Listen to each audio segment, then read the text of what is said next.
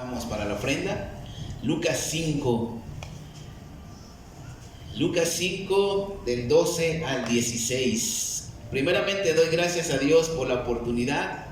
Doy gracias a Dios por el privilegio que me da de predicar su palabra. Le doy gracias a mi pastor Héctor Rivera por la bendición que me da de predicar. Y gracias a usted, hermano, por haber venido, tomarse el tiempo y estar aquí con nosotros. Así que en esta mañana vamos a abrir nuestra Biblia en el libro de Lucas, Evangelio de Lucas, capítulo 5, versículos del 12 al 16. La palabra evidencia, según el diccionario, es certeza clara y manifiesta de lo que no se puede dudar. Y otra dice prueba determinante de un proceso. Prueba determinante de un proceso. Pero también evidencias pueden ser hechos, información, documentación o ejemplos que respalden una afirmación. Esto es evidencia. No podemos decir, mis hermanos, que somos cristianos sin que la gente lo sepa. Hoy estamos acá en la iglesia, usted tomó la decisión de venir y mucha gente sabe que estamos acá. Sus vecinos saben que usted se vino para la iglesia, y el venir a la iglesia es una evidencia de muchas, de que somos seguidores de Jesús o de que hemos creído en Él y creemos en Él. ¿Cuántos dicen amén? Amén. Tener una relación personal con Jesús no es vivir apartados para no pecar, para vivir en santidad e irnos a un lugar desolado y decir, yo quiero vivir en santidad y voy a estar acá. No se trata de eso. Es un proceso en el cual hacemos cosas que van confirmando nuestro creer en Jesús y nuestro cambio de vida, que solamente se consigue en el Señor Jesús. En la Biblia tenemos uno de muchos ejemplos que vamos a ver el día de hoy, de cómo tener un encuentro con Jesús. Y esto mismo deja una serie de evidencias de que ahora ya somos salvos por su gracia. Y yo quiero hablar en esta mañana un sermón que le he titulado La evidencia de la salvación. Y vamos a leer Lucas 5, del 12 al 16. ¿Cuánto lo tienen? Voy a leer la traducción Nueva Biblia Vida. Un día que Jesús estaba en un pueblo, se presentó un hombre enfermo de lepra. Al ver a Jesús, se inclinó hasta tocar el rostro en el suelo y le suplicó: Señor, si quieres, puedes sanarme. Jesús extendió la mano, tocó al hombre y le dijo: sí quiero, queda sano. Y en ese momento se le quitó la lepra y Jesús le ordenó: no se lo digas a nadie. Ve, preséntate al sacerdote y lleva la ofrenda de purificación que Moisés ordenó para que les sirva de testimonio o evidencia.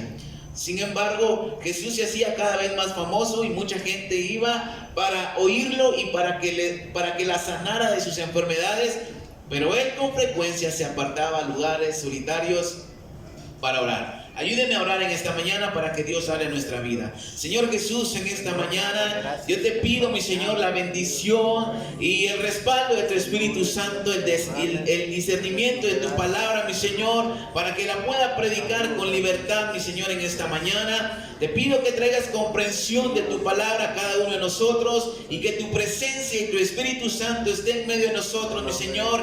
Abrimos nuestra mente y nuestro corazón a tu palabra, mi Dios. En el nombre de Jesús te doy las gracias, y la iglesia de Dios dice un fuerte amén. La evidencia de la salvación, y en primer lugar quiero ver una acción fundamental. El texto principal que acabamos de leer nos dice que Jesús se encuentra en una de las aldeas, en una de las ciudades, y de pronto un leproso lo ve y se acerca a él. Versículo 12 del capítulo 5 dice: un día que Jesús estaba en un pueblo, se presentó un hombre enfermo de lepra. Al ver a Jesús, se inclinó hasta tocar con su rostro el suelo y le suplicó: Señor, si quieres, puedes sanarme. Esta es la acción primera que hace este leproso, muy diferente a los 10 leprosos que fueron sanos también. En Lucas 17 vamos a leer esta comparación. Lucas 17, unas hojas adelante, del 11 al 16. Un día Jesús siguió su viaje hacia Jerusalén. Pasando por Samaria y Galilea, cuando entró en un pueblo, 10 hombres que estaban enfermos de lepra le salieron al encuentro. Ellos se pararon un poco lejos de él y le gritaron: Jesús, Maestro, ten compasión de nosotros. Él, al verlo, les dijo: vayan a presentarse a los sacerdotes. Y mientras aún iban en el camino, quedaron sanos. Uno de ellos, al verse sano, regresó alabando a Dios a gritos y se echó sobre sus rodillas, tocando con su rostro el suelo a los pies de Jesús, y le dio gracias. Este era un hombre samaritano. Y Jesús preguntó: ¿no eran 10 los que quedaron sanos? ¿Dónde están los otros 9? Solo este extranjero regresó a dar gloria a Dios. Y le dijo al hombre: levántate y vete, tu fe te ha sanado. La acción primera del leproso del texto principal de Lucas 5 es diferente a la de los 10. ¿Cuál es la diferencia? En que el leproso de Lucas 5, al que Jesús lo toca, le dijo: sí quiero ser sano. Desde que vio a Jesús, lo primero que hizo fue postrarse delante de él y decirle: Señor, si quieres, puedes limpiarme. Él hace una acción de reverencia delante de Jesús. Y los otros 10 leprosos de Lucas 17, dice la Biblia que cuando lo vieron, porque ellos se tenían que mantener al margen, no podían acercarse a la gente, ellos mismos le empiezan a gritar a Jesús: Señor, ten compasión de nosotros. Y el Señor les dice: bueno, vayan y preséntense a los sacerdotes. Ellos obedecen. La Biblia dice que en el camino fueron sanos, pero solo uno regresa a darle las gracias a Dios y a darle la gloria a Dios. Y Jesús pregunta: ¿dónde están los otros 9? Y este ni siquiera es judío, es samaritano. Y le dice: vete, tu fe te ha salvado y te ha sanado. Ahora, de igual forma, la misericordia de Jesús se aplica en ambos casos, en ambos textos. Pero para mí, mis hermanos, el hecho de que este leproso de nuestra historia se postrara antes de ser sanado, me da la indicación de que él reconoce la soberanía de Jesús. Antes de pedirle cualquier cosa, se postra y le dice: Señor, si tú quieres, puedes limpiarme. La acción de este leproso lo llevó a decir: si tú quieres, puedes limpiarme, puedes sanarme, sin exigencias, sin arrogancia, más bien con reverencia, con respeto y dejando el absoluto control y su destino en manos de Jesús. Prácticamente este leproso le dijo al Señor Jesús: Señor, si quieres, puedes limpiarme, y si no quieres, pues no lo hagas, no hay problema. Yo sigo creyendo que tú eres el Hijo de Dios, porque él se postra, él hace esta reverencia antes de hablar con él. Y cuando yo leo esto, mis hermanos, Dios claramente trajo un entendimiento a mi vida de que hay un problema en mí, y quizás en muchos también. A veces podemos presentarnos delante de Dios de forma equivocada, demandando cosas, preguntando por qué pasan ciertas cosas, por qué a mí Dios, esperando una respuesta inmediata, esperando una respuesta positiva a la petición que estamos haciendo. Cuando la realidad, mis hermanos, es que Dios tiene el control de todo y es soberano. Él sabe lo que nos da y Él sabe lo que nos responde. Si Él quiere, lo hace, y si no quiere, no lo hace. Jeremías 29:11, solo escuche, en la versión Septuaginta en español dice: y pensaré de vos, pensar de paz y no males, para daros estos, orad a mí y yo os escucharé, y pensaré de vos cosas buenas. O sea, Dios sabe lo que hará con nuestras vidas. Oren a mí y yo los voy a escuchar. Entonces ya no es de lo que nosotros queremos, sino lo que Dios hará por nosotros. ¿Cuánta falta hace que nos presentemos en el altar delante de Dios con esta misma actitud del leproso de Lucas 5? Con reverencia, reconociendo la soberanía de Dios. Debemos confiar en Dios y seguir creyendo en Él, aun cuando no responda y cuando veamos que no se mueve a nuestro favor. ¿Cuántos dicen amén? Dios sigue siendo Dios, nos responda o no. Esto lo tenemos que tener claro en nuestra vida, porque Dios no depende de nosotros. Sin embargo, nosotros sí. Estoy seguro que si Jesús no sanaba a este leproso, este seguiría creyendo en Dios. en Jesús como el Hijo de Dios. Por eso le dice: Señor, si quieres, si es tu voluntad sanarme, hazlo. Ahora le pregunto en esta mañana: ¿qué espera usted de Dios? ¿Qué le está pidiendo a Dios? ¿Usted seguiría siendo fiel a Dios cuando no hay respuesta a su oración? ¿Seguiría siendo fiel a Dios metido en los problemas que aparentemente no tienen solución? Para tener un encuentro verdadero con Jesús, el Hijo de Dios, el Mesías, el Cristo, el ungido, debemos postrarnos primeramente ante Él, reconociendo su soberanía, su poder, su amor, su misericordia y todo lo que Él es. Debemos entender y estar sabidos que el regalo más grande que pudimos saber o que podemos recibir de parte de Dios es el sacrificio de Cristo en la cruz para nuestro perdón. Eso es lo más grande que podemos recibir, el perdón de nuestros pecados y la vida eterna. Romanos 8:32 dice: si Dios no se guardó ni a su propio Hijo, sino que lo entregó por todos nosotros, ¿no nos dará también todo lo demás? La Nueva Biblia al día dice: si Dios no dudó al entregar a su Hijo por nosotros, ¿no nos dará también junto con Él todas las cosas? Solamente de confiar y saber pedir. ¿Cuántos dicen amén?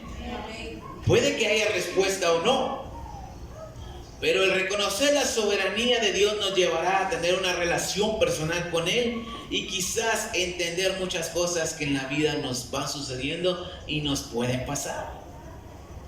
El tener una respuesta o no dependa si reconocemos a Dios como un Dios soberano, sino que lo debemos de reconocer independientemente haya respuesta o no.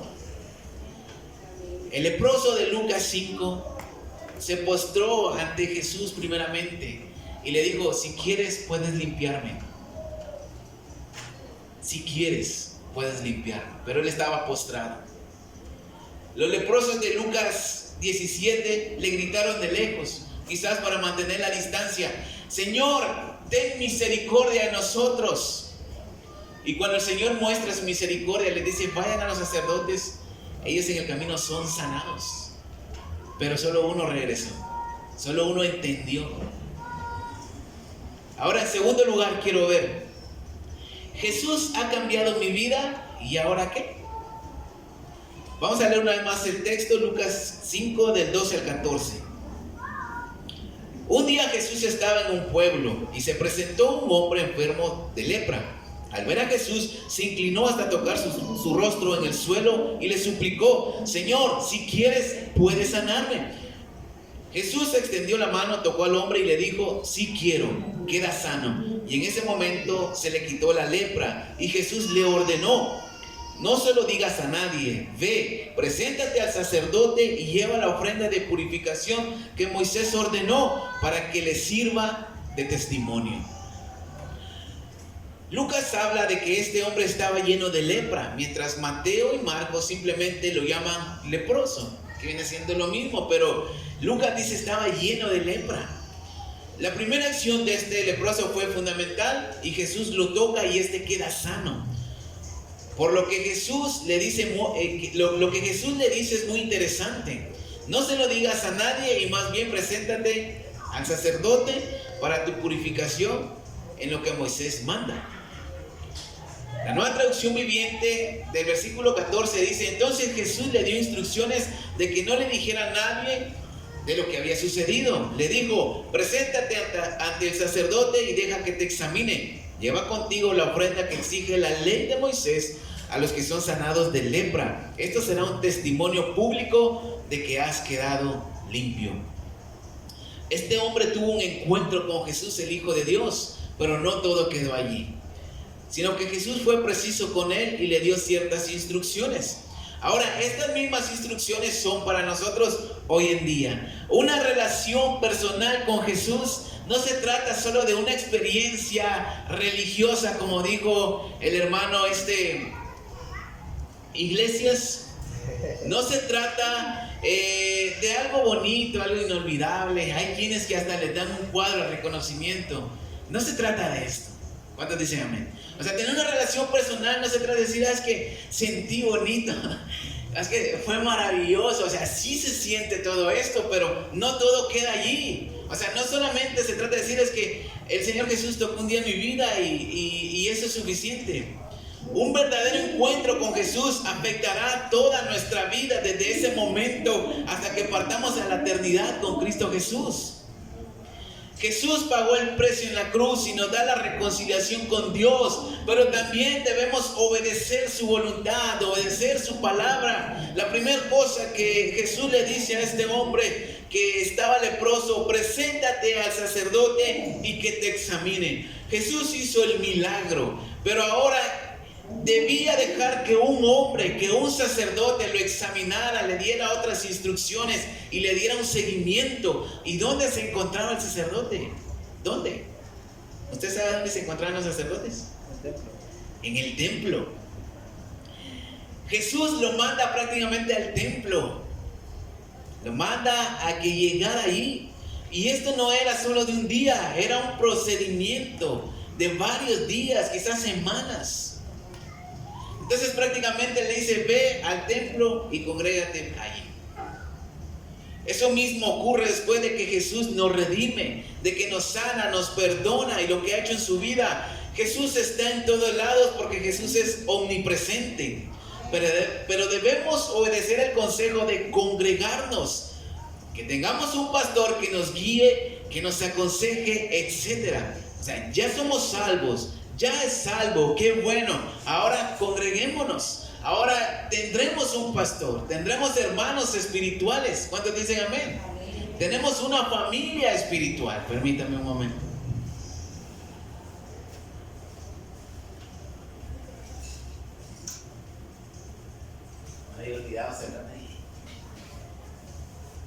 ¿Cuántos siguen aquí? Amén. No se puede decir que tuvimos un encuentro con Jesús sin venir a la iglesia y sin tener evidencias. ¿Cuántos dicen amén? Amén. Para que esto sea un testimonio público de nuestro encuentro con Jesús, que sea una evidencia de que Jesús ha cambiado nuestra vida.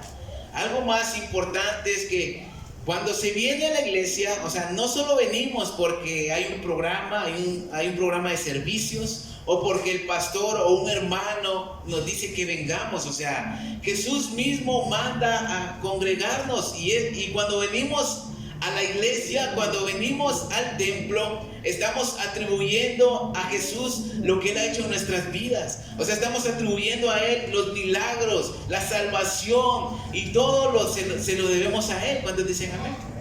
O sea, cuando venimos a la iglesia estamos reconociendo que somos seguidores de Jesús.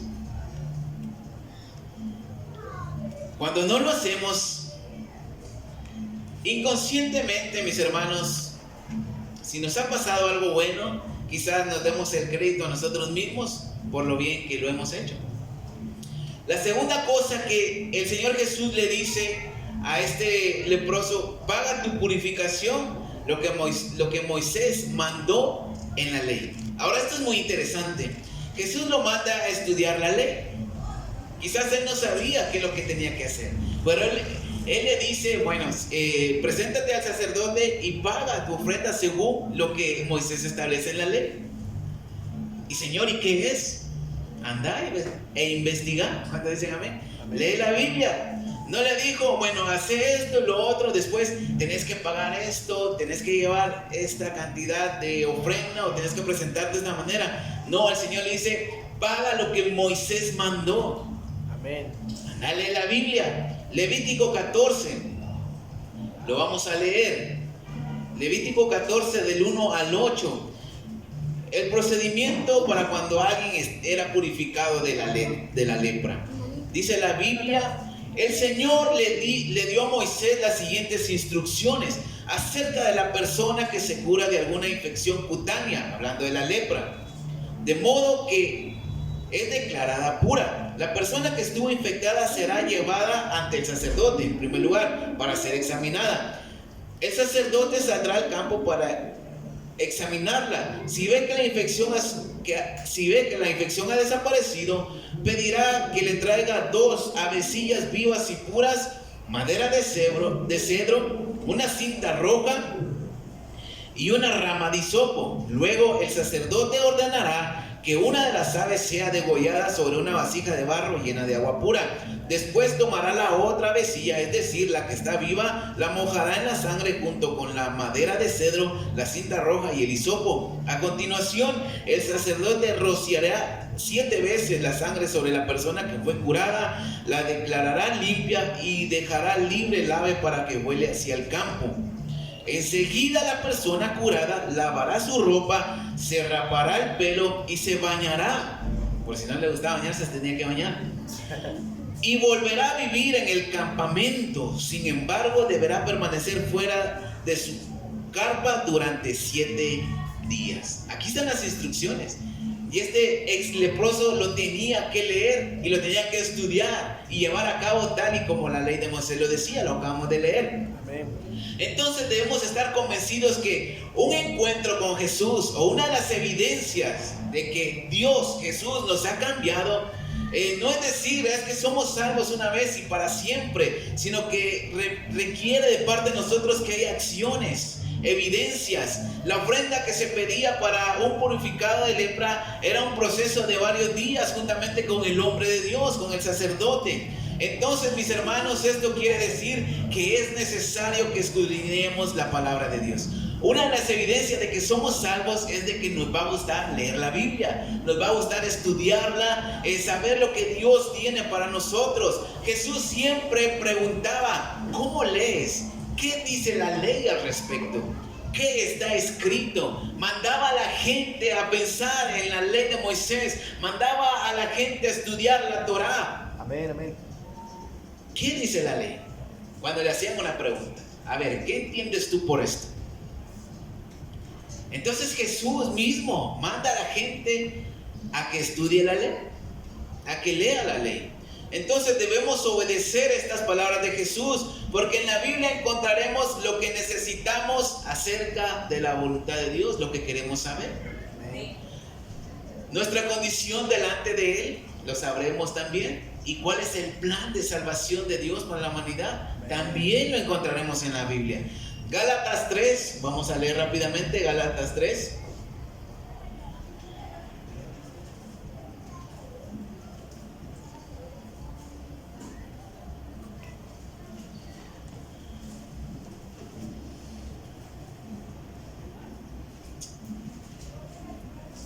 Gálatas 3, versículos 22 al 28.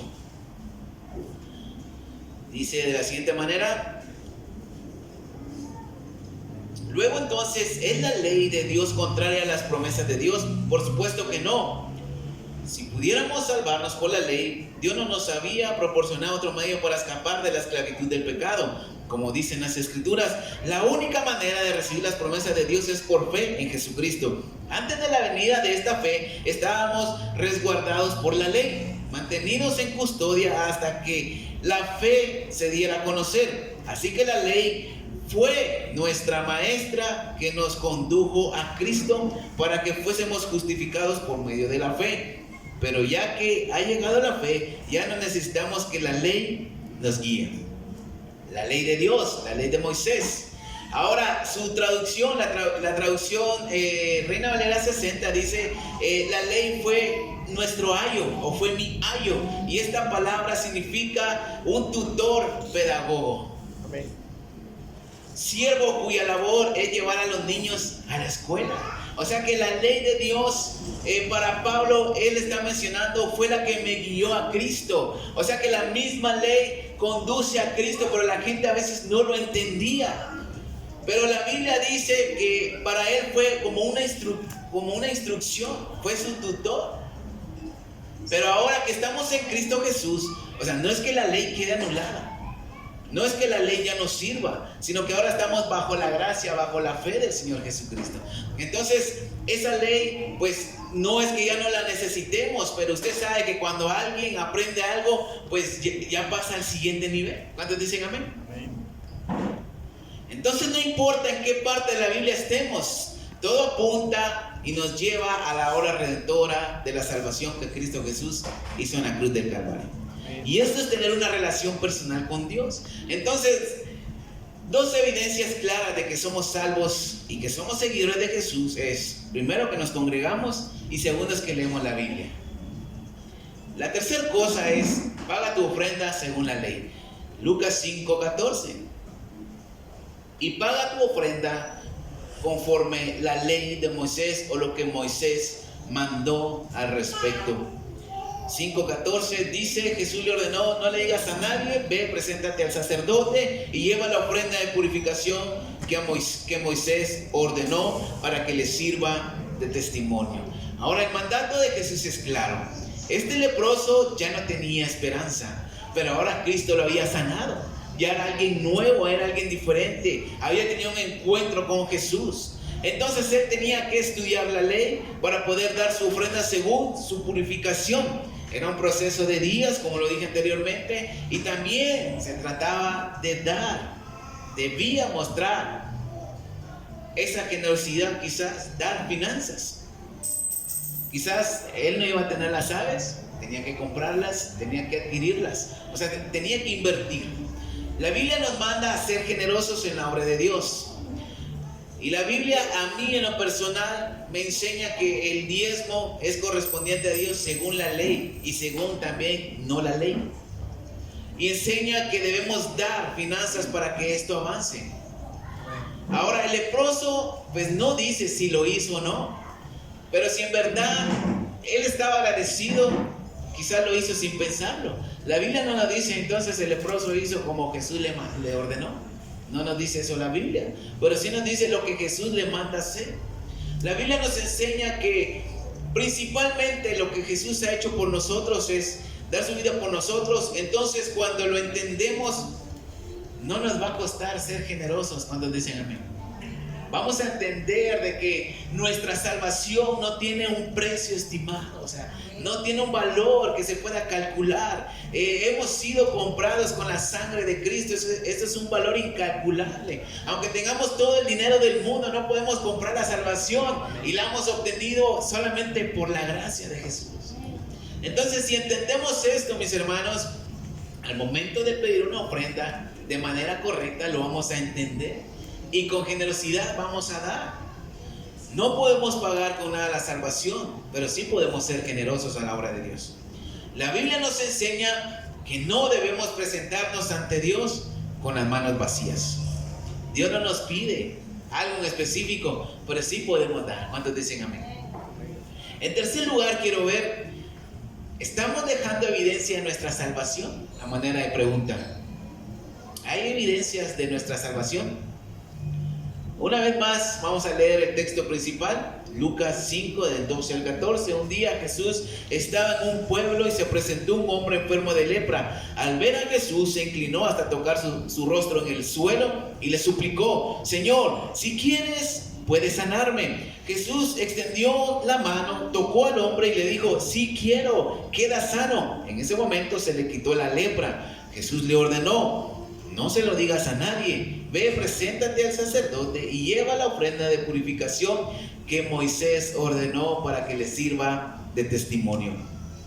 Como le decía, no sabemos si el leproso lo hizo o no, después de tener este encuentro personal con Cristo Jesús. Pero si ya hemos tenido un encuentro verdadero con Jesús, nuestras acciones reflejarán la obediencia a los mandamientos de Dios. Si somos salvos, no tendremos problemas con congregarnos.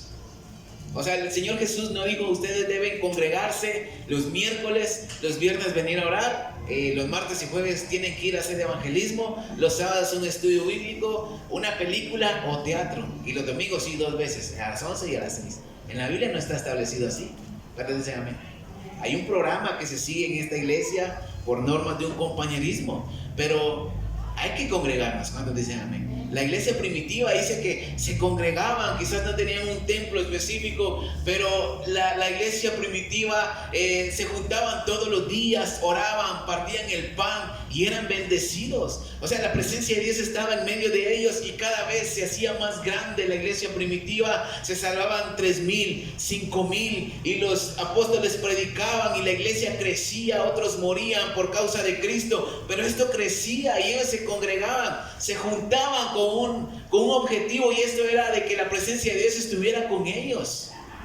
Y esto es lo que venimos a hacer aquí. Venimos a tener la presencia de Dios. Venimos a descansar en Dios. Venimos a dejar nuestras cargas delante de Dios. Venimos a este lugar para tener comunión unos con otros, para que podamos ser una familia espiritual, para que podamos descansar en Dios y para orar delante de Dios. Venimos para traer nuestras peticiones delante de Dios, para que Dios conceda los deseos de nuestro corazón, para que Dios nos ayude en medio de las situaciones. ¿Podemos hacerlo en la casa? ¿Podemos orar allá en la casa? Sí, podemos hacerlo. Pero es bueno venir a este lugar y congregarnos. Quizás Dios escucha la necesidad que usted tiene y pone a un hermano a que sea ese medio de bendición para usted. Pero si usted no viene a la iglesia, ¿cómo vamos a saber de sus necesidades? ¿Me explico en esta mañana? Ahora lo interesante es de que el versículo 13 dice: Jesús extendió la mano y tocó al hombre y le dijo: si quiero, queda sano. Y en ese momento dice la Biblia que la lepra desaparece. O sea, él ya no tenía necesidad de nada más, ya había recibido un milagro de parte de Dios. Él podía regresarse contento a su casa como los otros 9 que fueron sanos y ya nunca más volvieron a aparecer. Pero el Señor le da instrucciones. Ahora ve, preséntate al sacerdote, paga tu ofrenda y haz esto y lo otro para que le sirva de testimonio público, para que la gente vea lo que Dios ha hecho en tu vida. Porque él pudo irse a su casa tranquilo y ahí podía pasarla bien. Pero el Señor lo manda al templo y que dé una ofrenda. Entonces no podemos decir que somos salvos sin venir a la iglesia, sin estudiar la bendita palabra de Dios, y tampoco si batallamos con la generosidad en nuestro corazón y en nuestra vida. Hacer esto, mis hermanos, hace que nuestro encuentro con Cristo, el ser salvos, sea un testimonio público de verdad y seamos ejemplos para otros y decirles que en nuestra vida, con nuestra forma de conducirnos, Dios ha hecho un milagro en mi vida. Dios ha hecho un cambio en mi vida. Porque no venimos a perder el tiempo en la iglesia. O sea, no venimos por gusto. No venimos porque no hay nada más que hacer. Hacer estas cosas no nos harán merecedores de la salvación, porque es por gracia. Pero por consiguiente, si demostramos esto, estamos obedeciendo y estamos diciendo a la gente que somos salvos. ¿Cuántos dicen amén? La gente de afuera nos mira. La gente de afuera sabe que venimos a la iglesia. Ahora, me sorprende cómo hermana Vivi los domingos en la mañana viene con falda y viene formal, por decirlo así. Empieza a ir a la iglesia, pero lo sabe. O sea, la gente quizás la ve venir, ya va para la iglesia, solo por la forma de vestir. ¿Cuántos dicen amén? Hasta en eso podemos ser ejemplos. Ahora, el no obedecer y no hacer estas cosas implica que quizás no somos salvos de verdad, o quizás no hemos tenido un encuentro real con Jesús. Y si no lo ha tenido, mi hermano, hoy es el día de salvación. Hoy puede tener un encuentro con Cristo Jesús. Hoy puede decirle al Señor: perdóname, y Él lo puede perdonar y empezar una relación personal con el Hijo de Dios. Primero debemos reconocer su soberanía y obedecerle. Jesús pudo hacer algo diferente con este leproso. Quizás le pudo haber dicho: bueno, ya estás sano, ahora sí, vení, te doy un abrazo porque ya te puedo abrazar y seguime, vas a ser mi discípulo. Pero Él le dio instrucciones precisas, y lo que la Biblia dice, mis hermanos, es grandioso porque nos da las instrucciones claras. O sea, Jesús pudo haber hecho otra cosa, pero le dice: vete al templo y haz lo que la ley de Moisés dice. ¿Y qué dice la ley de Moisés? Que tenía que presentar una ofrenda, tenía que seguir ciertas instrucciones del sacerdote. Amén, amén. Ahora, para concluir en esta mañana, le quiero hacer una pregunta. ¿Cuántos fueron alguna vez a esos famosos encuentros que hacen algunas iglesias? Bueno, si usted fue, nosotros nunca hemos, bueno, yo en lo personal nunca he ido, pero sin hablar mal, yo he visto a otras personas cercanas que han ido a esos encuentros. O sea, el principal motivo de esos encuentros es que usted conozca a Jesús. Ese es el principal, por lo que sé. Y mucha gente va y viene con la emoción, vienen cambiados, transformados. Y esta persona que yo conocía, cambiada totalmente. O sea, ya no andaba con un novio, ni con otro, sino que empezó a cambiar su vida. Pero duró una semana nada más. O sea, duró una semana su alegría, su emoción. Ahora, no estoy hablando mal de esos encuentros, pero quizás no es un encuentro real con Jesús. O sea, no hay necesidad de ir a tal lado para tener un encuentro real con el Señor Jesucristo. Y tener un encuentro real con el Señor, eso significa que debe de haber evidencia, o sea, un cambio verdadero. O sea, que usted ya cambia su mentalidad. Dios ha hecho un cambio en su vida verdadero, algo que no puede hacer la gente. Ahora, no se trata de un lugar específico. Cuando hay un encuentro verdadero, reconocemos su soberanía, su poder, y reconocemos que le necesitamos para ser salvos, y esto es por medio de su gracia. Al tener un encuentro con Jesús, reflejaremos ese cambio verdadero. Ese testimonio se volverá un testimonio público, y esto servirá para atraer a otros. Aunque a veces no lo creamos por la forma en que nos conducimos, pero podemos ser de bendición para otros, solo por el testimonio que nos ven. Un encuentro verdadero con Jesucristo no queda allí, sino que llevará nuestra vida al servicio de Dios, a la obediencia a Dios por medio de su palabra. ¿Y cómo va a saber usted qué hacer para Dios o cómo obedecer? Tiene que leer la Biblia y obedecerla. Y si la Biblia le dice que tiene que ser generoso en la obra de Dios, pues obedezca. Cuando dicen amén, no le estoy diciendo que tiene que dar más, no me malinterprete, pero la Biblia lo dice. O sea, este lugar se mantiene. El leproso quizás lo hizo, llevó las avecillas, llevó lo que le correspondía dar, y su vida cambió. Él fue limpio de la lepra. O sea, su vida ya no tenía esperanza, así como muchos de nosotros, perdidos totalmente, esperando nada más morir. Pero Jesucristo vino ese día y Él tomó la acción de reconocer su soberanía, y su vida cambió para siempre. Fue sano de la lepra. O sea, no ocurre por arte de magia. O sea, no era limpio un leproso todos los días, sino que era Jesús el que lo limpiaba. ¿Cuántos dicen amén? Y nosotros no cambiamos solo porque queríamos cambiar, porque reconocimos que estaba mal lo que hacíamos. ¿Cuánta gente tiene remordimiento o cargo de conciencia por las cosas malas, pero no cambian? Siguen haciendo lo mismo hasta que viene Cristo Jesús y le da un giro de 180 a esa vida. Y eso pasó con nosotros. Denle un fuerte aplauso a Cristo Jesús en esta mañana. Te agradecemos, Señor, por tu palabra, Señor.